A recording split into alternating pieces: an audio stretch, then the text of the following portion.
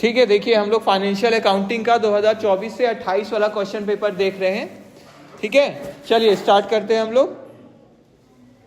MJ1 है, देखिए financial information users include, correct इसमें चूज करना है हमको। क्या कौन कौन आते हैं यूजर्स में? शेयर होल्डर्स, गवर्नमेंट और क्रेडिटर्स, तीनों ही आते हैं, ऑल ऑफ दीज। ठीक है, basis of accounting is cash basis, accrual basis, बोलिए दोनों है ना। ठीक है, next under which concept total cost of the period, बात बंद करिए उधर, total cost of the period should be charge from income. कौन से कॉन्सेप्ट में होता है ये? मैचिंग कॉन्सेप्ट में। ठीक है, अलग अलग हम लोग पढ़े ना concepts, business entity concept, money measurement, matching concept, अलग अलग पढ़े ना, कॉस्ट कॉन्सेप्ट। ठीक है, क्लियर है? बोलिए which of the following is not a profit organisation. Profit organisation कौन सा नहीं है? एनपीओ वाला कौन सा है? हॉस्पिटल। क्लियर है सबको? डेप्रिसिएशन किस प्राइस पे कैलकुलेट होता है? Cost price. क्लियर है? क्लियर है? बोलिए describe the main objects of providing depreciation. तो ऑब्जेक्टिव्स ऑफ डेप्रिसिएशन लिखना है। क्लियर है? ठीक है, आप उधर देखिए ना, कहाँ क्या आप खुद ही फिक्र खुद होना चाहिए ना, क्या कर रहे हैं, बैठे हुए हैं आराम से। कैलकुलेट नेट प्रॉफिट और net loss from the following information. ठीक है, नेट प्रॉफिट या नेट लॉस निकालना है आपको, और इंफॉर्मेशन दिया हुआ है जो कि इसमें दिख रहा है कि कुछ नहीं है ना। अमाउंट दिख रहा है आपको? नहीं, तो अमाउंट होगा इसमें, बस अमाउंट छूटा हुआ है। क्लियर है? तो ये इंफॉर्मेशन होगा तो कहाँ जाएगा? देखिए हम लिख कर दिए उसमें कि ओपनिंग स्टॉक है, क्लोजिंग स्टॉक है, net sales, net purchases, carriage inward, कहाँ जाएगा? Trading account. तो अमाउंट इसमें छूटा हुआ है ना। फिर रॉयल्टी है, रॉयल्टी को हम लोग अगर मान लेते हैं किसमें कि ये किस पर बेस्ड है? On number of units produce, तो कहाँ जाएगा? ट्रेडिंग अकाउंट में, क्योंकि गुड्स से रिलेटेड हो गया। पैकेजिंग चार्जेस कहाँ जाएगा? अच्छा, जो भी एजम्पशन लेते हैं हम लोग उसको नोट पे लिखना पड़ता है ना, इसीलिए हम वहां पे लिख दिए। पैकिंग चार्जेस कहाँ जाएगा? Profit and loss. फिर प्रोडक्टिव वेजेस, प्रोडक्टिव है इसीलिए, मतलब ये प्रोडक्ट बनेगा, इससे कहाँ जाएगा? ट्रेडिंग। अनप्रोडक्टिव मतलब सैलरी वाला जैसा हो गया, कहाँ जाएगा? Profit and loss. और फिर अदर इनडायरेक्ट खर्चा भी कहाँ जाएगा? Profit and loss. इनडायरेक्ट कहाँ जाता है? प्रॉफिट लॉस में। और डायरेक्ट कहाँ जाता है? ट्रेडिंग अकाउंट में। क्लियर है? क्लियर है? बोलिए सबको।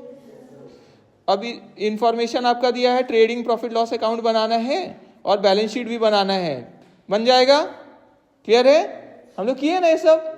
ठीक है, ओपनिंग स्टॉक ये सब दिया हुआ है, डेबिट और क्रेडिट बैलेंस वो भी दिया हुआ है। तो आप पहले ट्रायल बैलेंस मतलब दिया हुआ है, आप क्या बनाएंगे इससे? ट्रेडिंग अकाउंट और profit and loss account. Adjustment दिया हुआ था उसका हम लोग एंट्री करेंगे, और जिसका भी एंट्री होगा उसका अलग अलग जगह इफेक्ट जाता है ना। क्लोजिंग स्टॉक का है जैसे, तो क्लोजिंग स्टॉक का एंट्री नहीं हुआ है तो अभी हम एंट्री करेंगे, एडजस्टमेंट में लिखा हुआ है, तो कहाँ कहाँ जाएगा? ट्रेडिंग अकाउंट में भी जाएगा और बैलेंस शीट में भी। ठीक है, इसी तरह आउटस्टैंडिंग सैलरी है तो इसका भी कहाँ कहाँ इफेक्ट जाएगा? पहले का एंट्री क्या होगा? Closing stock to trading account, है ना। और फिर इसीलिए क्लोजिंग स्टॉक कहाँ चला गया आपका? वो तो डेबिट है बैलेंस शीट में, और ट्रेडिंग अकाउंट भी हम क्रेडिट किए तो ट्रेडिंग अकाउंट में चला है। क्लियर है? Credit side. फिर आउटस्टैंडिंग सैलरी है तो क्या होगा इसका entry? Salaries to outstanding salaries account. Clear है? तो कहाँ कहाँ असर किया? प्रॉफिट लॉस अकाउंट में भी सैलरी में प्लस हो जाएगा, और आउटस्टैंडिंग है मतलब लाइबिलिटी है तो कहाँ चल जाएगा? Balance sheet. उसी तरह इंश्योरेंस प्रीपेड है तो एसेट है ये मेरा। किए ना ये सब हम लोग? क्लियर है? बोलिए सबको। इजी वाला है, देख रहे हैं, यही 15 मार्क्स का है, तो आप अच्छे से पढ़े तो 15 मार्क्स आराम से आप स्कोर कर लेंगे। ठीक है, फिर आपका है किसमें है कौन सा है? ये डिप्रिसिएशन वाला। क्लियर है? आपको हो जाएगा डिप्रिसिएशन वाला। ठीक है, ये आप पढ़े हैं आप लोग। फिर store ledger account as per FIFO LIFO वाला भी किए हैं। क्लियर है? ठीक है, इसमें अगर डाउट होगा तो मैम पढ़ा रही हैं आपको, मैम से आप पूछ सकते हैं। क्लियर है? उनका पोर्शन है ना तो उनसे पूछ सकते हैं। फिर ब्रांच वाला भी मैम से पूछ सकते हैं। क्लियर है? ठीक है, तो मेरा पोर्शन वाला बस हम मेनली डिस्कस कर रहे हैं। फिर देखिए 8 नंबर क्वेश्चन, ध्यान दीजिए। What do you mean by computerised accounting system? अभी तो पढ़े, समझ में आया? फिर explain the features of computerised accounting system. Features बोला गया है तो फीचर्स के बारे में बता देंगे। क्लियर है? क्वेश्चन नंबर 1 में ही जो हमारा था ना, ये कंप्यूटराइज्ड अकाउंटिंग सिस्टम के बारे में आएगा, तो बस सिस्टम के बारे में लिखेंगे। और कोई सॉफ्टवेयर के बारे में सॉफ्टवेयर को एक्सप्लेन करेंगे। क्लियर है?